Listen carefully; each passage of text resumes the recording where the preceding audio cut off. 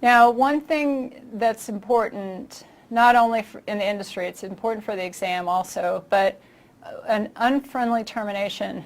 So when you know that you have a problem child, you know that you're firing somebody and they're not going to be very happy about it and they're going to be revengeful, you need to, of course, follow all of the things that I talked about. But one of the most important things is to get that account, their account to the network, turned off or disabled. And the companies have been in very interesting positions where I remember one company who was, they had a network administrator who, thought he was great. He thought he was God, and he wasn't very nice to people.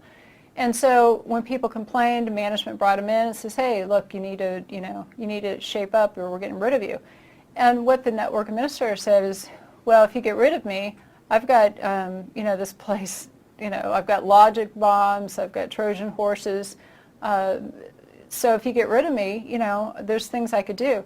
So management was scared, and they didn't fire him. And then he continued with, not being good to people and everything. And they did fire him. And then he erased 2 of their whole databases, all their information. And that's just one story. There's a lot of stories that we don't hear about that people carry out.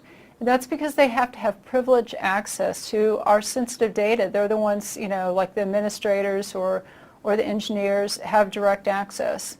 So you need to really understand who has what type of access, especially in our environments where we don't have an overall identity management access control program, which means you can pull access from all systems at one time.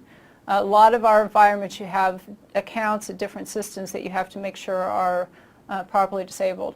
So if it's an unfriendly termination, it's important to make sure that they don't have access to the system right away.